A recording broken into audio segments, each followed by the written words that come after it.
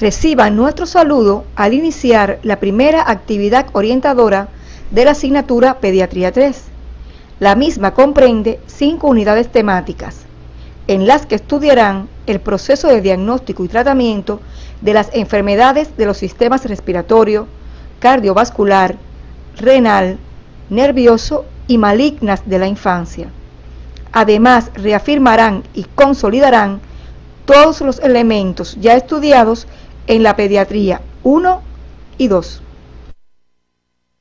Al concluir la actividad orientadora, serán capaces de describir las características clínicas de las infecciones respiratorias agudas bajas complicadas, las afecciones respiratorias bajas crónicas o recidivantes, así como de la presencia de cuerpos extraños en las vías aéreas. Interpretar el resultado de las evidencias imagenológicas y laboratoriales más importantes que se utilizan para su diagnóstico y describir las principales complicaciones. Las complicaciones que aparecen en el curso de las infecciones respiratorias agudas bajas pueden agravar el cuadro del paciente y en un porcentaje considerable son responsables de gran parte de las hospitalizaciones, prolongando la estadía y la recuperación.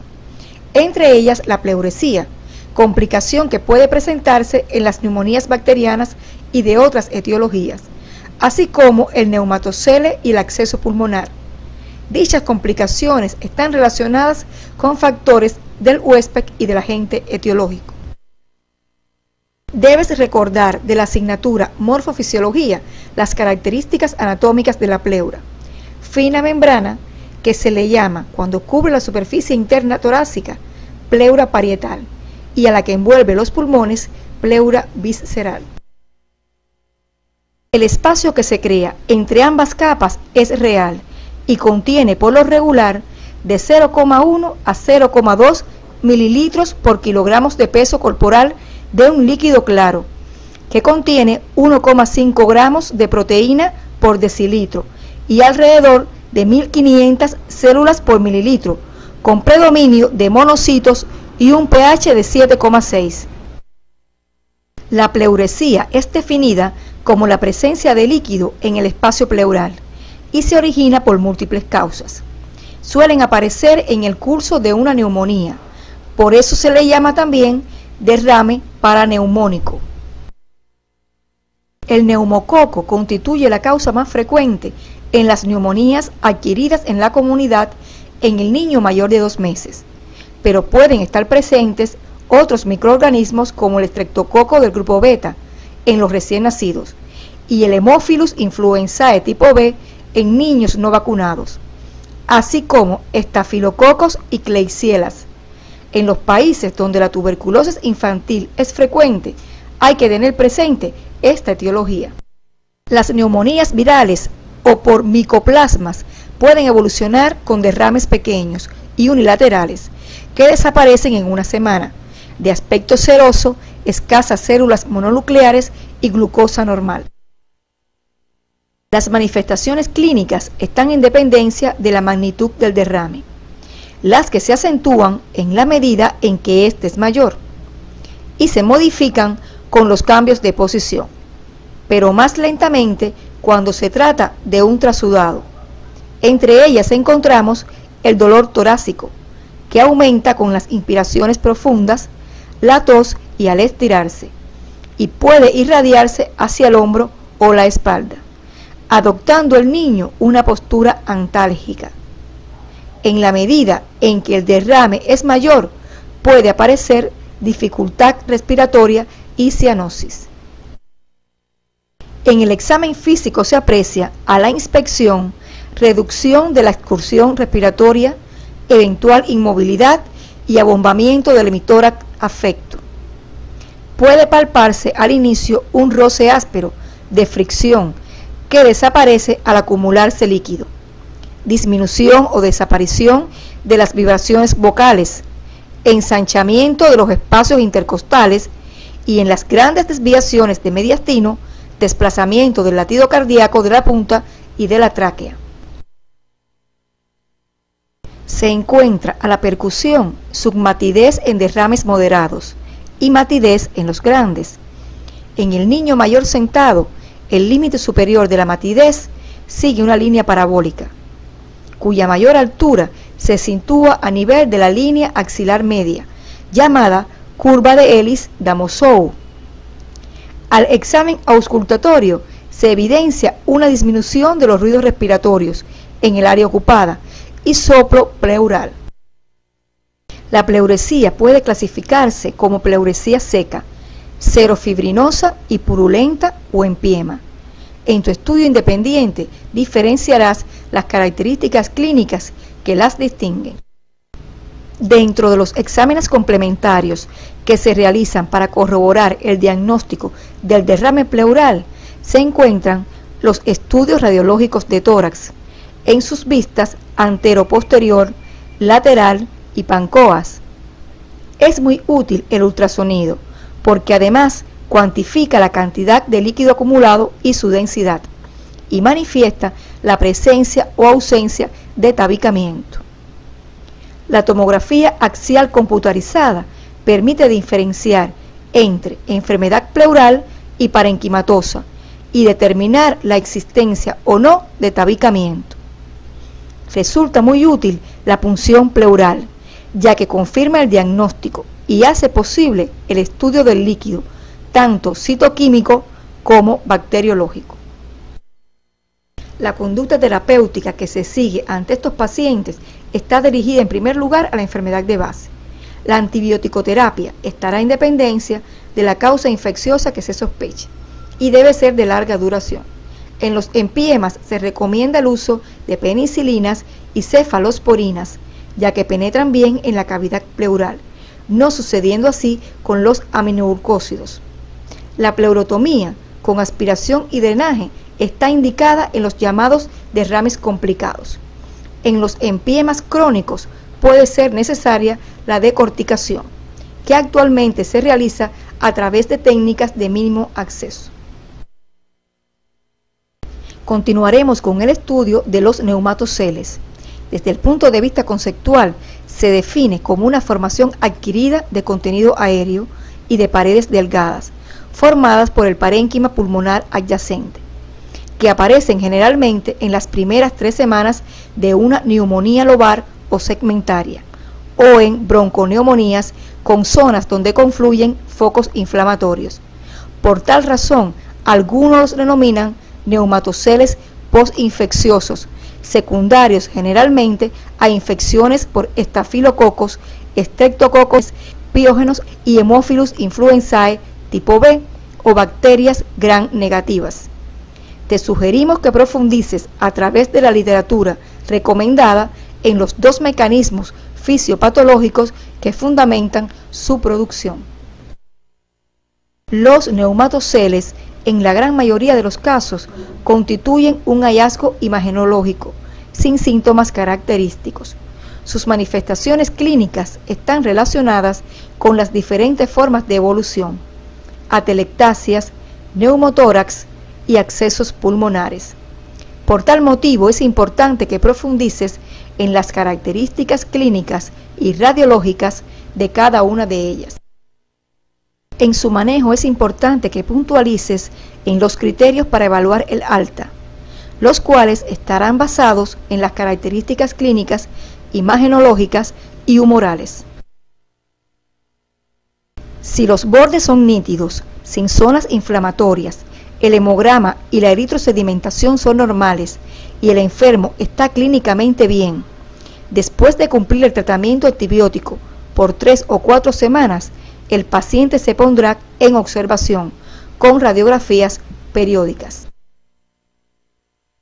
Si se insufla o se abre a la pleura, planteando problemas de espacio, el tratamiento indicado es quirúrgico, en el que se aplica la técnica de Monaldi o pleurotomía, que consiste en la colocación de un catéter o sonda en el interior de la cavidad, que se conecta con un sistema de drenaje sellado para aspiración. Esto produce la disminución progresiva de la cavidad hasta su desaparición casi o totalmente en pocos días, sin dejar secuelas clínicas ni imagenológicas.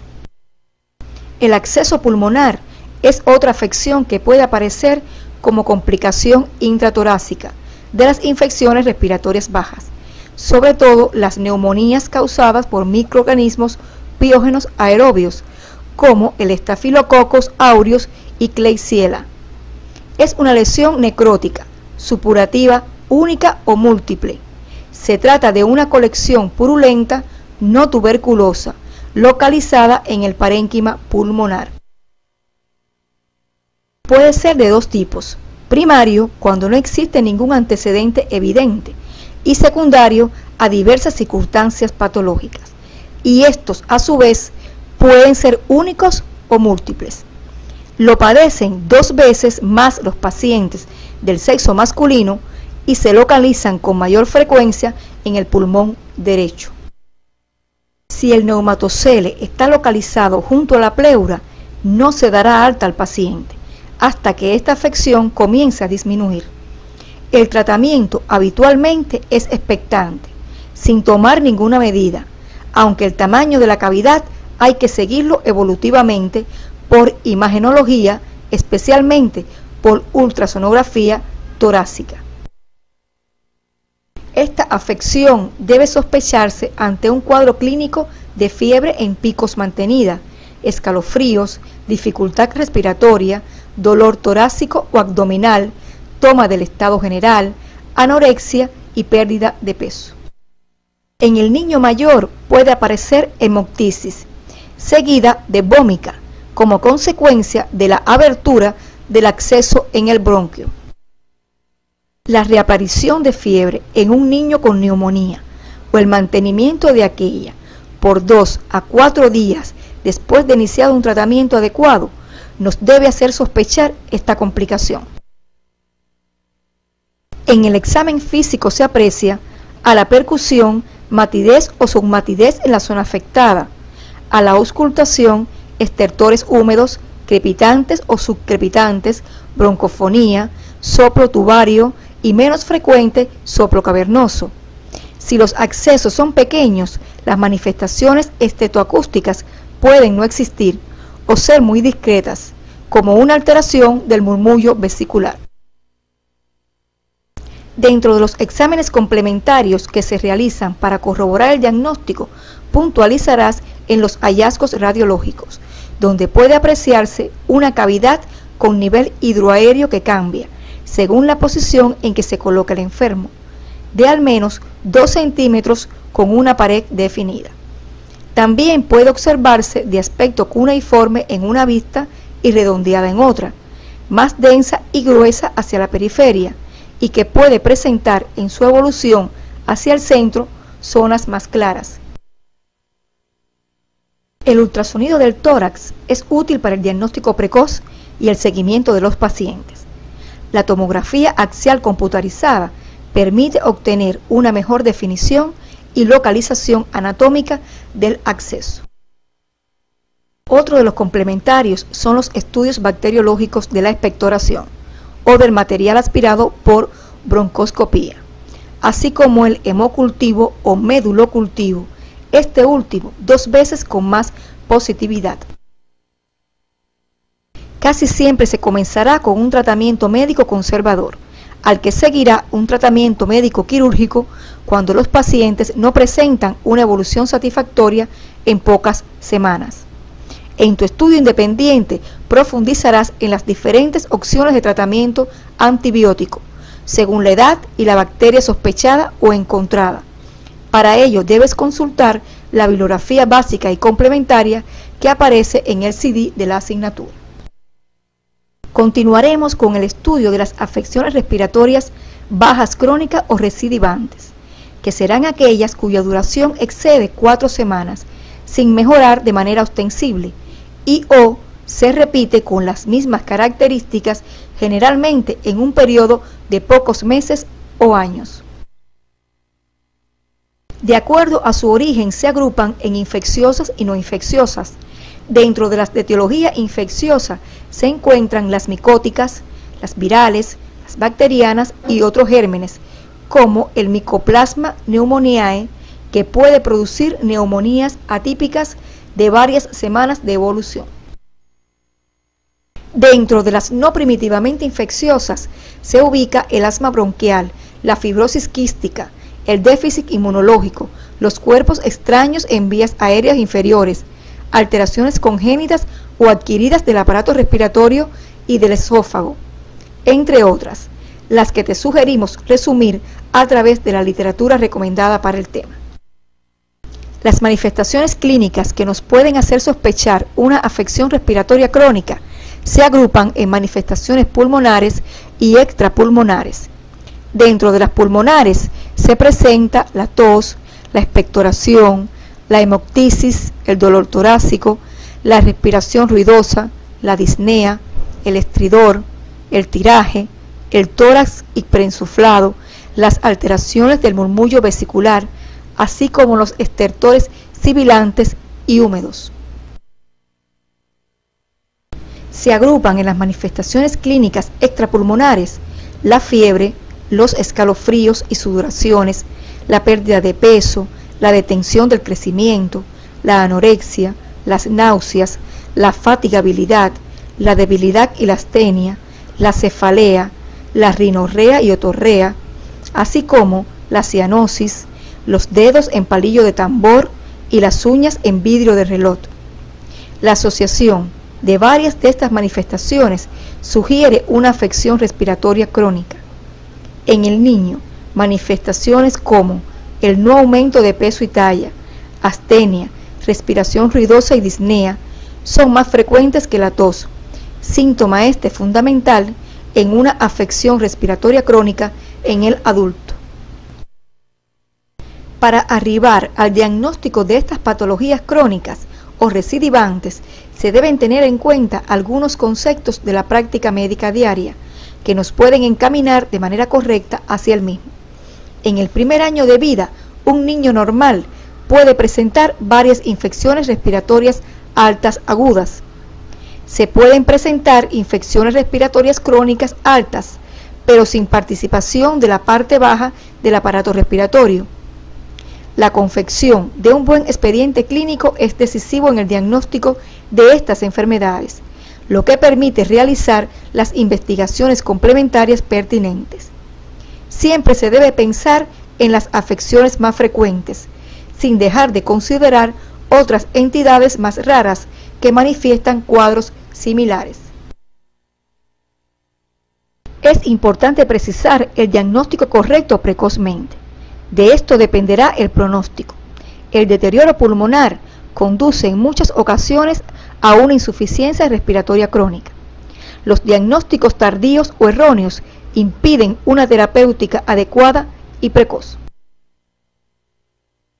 Dentro de las afecciones crónicas pulmonares no primitivamente infecciosas, estudiaremos la mucoviscidosis, también denominada fibrosis quística del páncreas, enfermedad que afecta directa o indirectamente a una parte de todos los aparatos o sistemas del cuerpo humano, en particular las vías aéreas, sobre todo las bajas, glándulas sudoríparas, páncreas, intestinos, hígado y vías biliares, conductos deferentes y epidídimo en los varones y menos frecuentemente cuello uterino en las hembras. Es una afección hereditaria autosómica recesiva, al parecer producida fundamentalmente por un solo gen alterado, denominado gen FQ.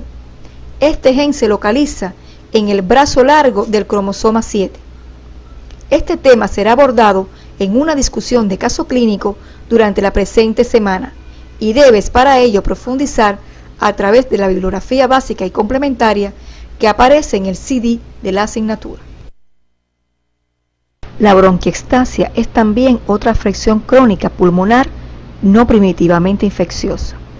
Desde el punto de vista conceptual, es una afección crónica inflamatoria del árbol bronquial que provoca como estado final dilataciones bronquiales anormales e irreversibles, resultantes de la destrucción del tejido elástico y de la musculatura de las paredes de dichos conductos, que condicionan fenómenos inflamatorios, retención de secreciones y obstrucción regional de las vías aéreas.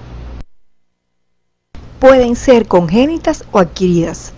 La gran mayoría son adquiridas y debidas a factores predisponentes o afecciones que se presentan consecutivas a infecciones respiratorias crónicas o recurrentes, dentro de las cuales se encuentran las infecciones broncopulmonares, la obstrucción bronquial, los defectos anatómicos, las inmunodeficiencias y las enfermedades hereditarias. Para realizar el diagnóstico de esta enfermedad es necesario tener en cuenta los siguientes elementos: identificación de la bronquiectasia como la causa de la enfermedad pulmonar supurativa y conocer el factor predisponente o causa que le dio. Este diagnóstico se basa en las manifestaciones clínicas y los exámenes complementarios.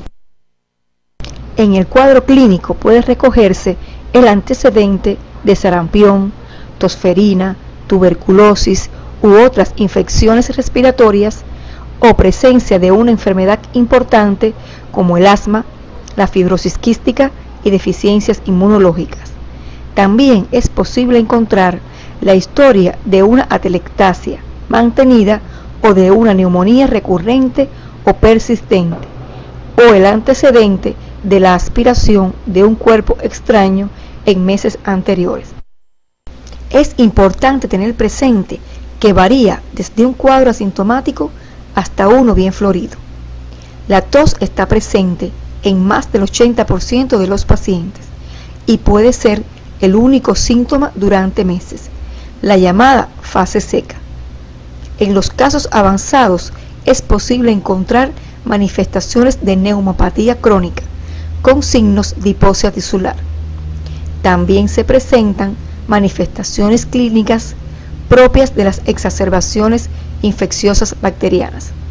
En la literatura recomendada puedes encontrar detalladamente la descripción del examen físico.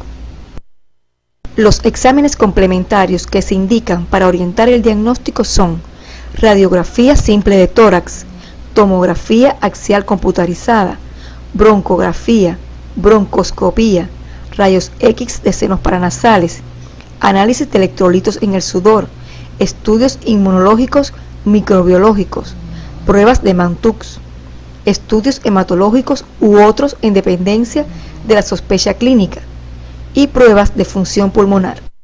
Tendrás en cuenta que el mejor tratamiento es la prevención de las afecciones capaces de causar bronquiectasias, como la fibrosis quística, el asma bronquial, las inmunodeficiencias y otras. El tratamiento puede ser médico o quirúrgico, según las características de estas. El tratamiento medicamentoso se aplica principalmente en niños con lesiones extensas, muchas veces bilaterales, imposibles de erradicar con tratamiento quirúrgico. Se emplean antibacterianos sistémicos en el curso de neumonías u otras infecciones bacterianas, así como cuando existen cuadros clínicos de exacerbaciones infecciosas. Profundizarás en estos aspectos a través de la bibliografía indicada. La evolución y el pronóstico depende de la causa o factor desencadenante, el diagnóstico precoz y las posibilidades de un tratamiento adecuado, teniendo en cuenta la extensión de las bronquiectasias y si son localizadas o no. Otro aspecto a abordar en la actividad orientadora de hoy es la presencia de un cuerpo extraño en la vía aérea, situación que puede acarrear graves consecuencias, representando en ocasiones una amenaza inmediata para la vida y estando asociada a una elevada morbimortalidad.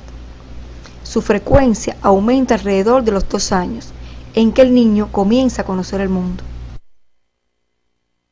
Muchos cuerpos extraños son expulsados por el mecanismo de la tos. Otros pasan sin detenerse a lo largo del aparato digestivo, pero algunos, sobre todo relacionados con el volumen y la edad del paciente, pueden pasar a las vías respiratorias, dando una serie de síntomas que estarán en relación con su localización y que en ocasiones pueden llegar a producir la muerte por asfixia. Se define como cuerpo extraño todo objeto que se encuentre en un lugar que no es habitual o que se detenga en él. Según su origen se clasifican en dos grupos, endógenos y exógenos. Dentro de los endógenos se encuentran las costras, las membranas y las pseudomembranas. En los exógenos tenemos a los cuerpos extraños animados e inanimados, además los orgánicos e inorgánicos. En el cuadro clínico es importante tener presente que dependen de la localización, forma y dimensión del cuerpo extraño. Los síntomas que producen cuando se localizan en la laringe siempre serán violentos y dramáticos, como son los accesos de tos con sofocación y en ocasiones cianosis, que puede durar hasta que el cuerpo extraño se expulse o se enclave. En estos casos el diagnóstico se realiza por los síntomas y por el examen físico, que se puede realizar a través de la laringoscopía indirecta o directa, dependiendo de la edad del paciente y la cooperación del mismo. Si no fuera esto posible, se debe realizar un estudio radiológico del cuello, pudiéndose visualizar si este es radioopaco.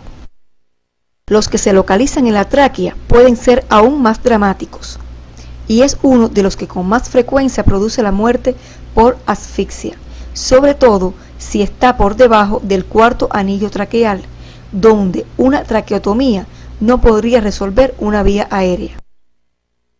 Si el cuerpo extraño es pequeño en relación con la tráquea, el síntoma fundamental será la sibilancia, al permitir el paso del aire por sus lados.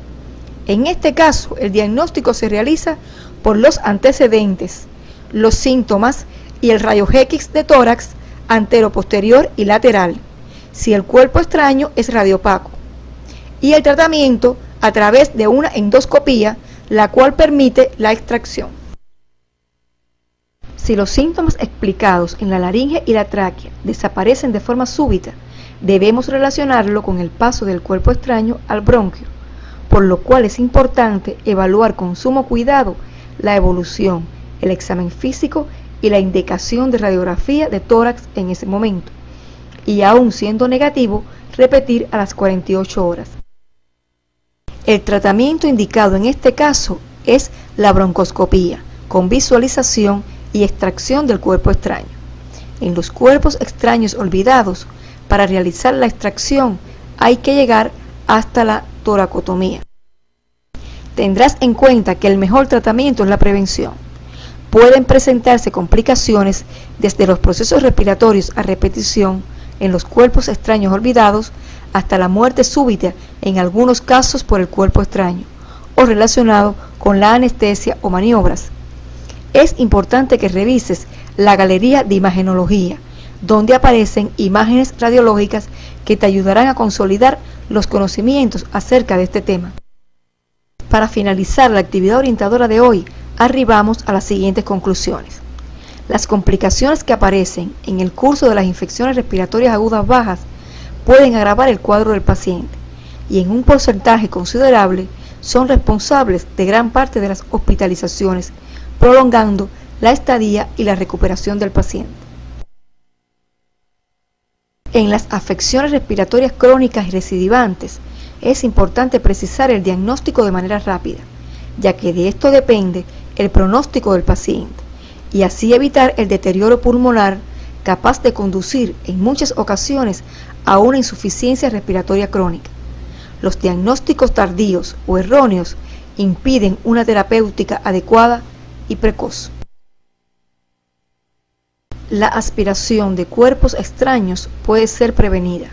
El diagnóstico preciso, rápido y unido a una conducta terapéutica correcta evitarán la presencia de complicaciones. Hasta aquí hemos abordado los elementos básicos que les permitirán encaminar el estudio de las enfermedades respiratorias. En la próxima actividad orientadora abordaremos afecciones del aparato cardiovascular, entre ellas el paro cardiorrespiratorio, que constituye la emergencia médica más crítica y su presentación puede sorprendernos, por lo que una pequeña demora en su descubrimiento o tratamiento puede resultar irremediablemente fatal.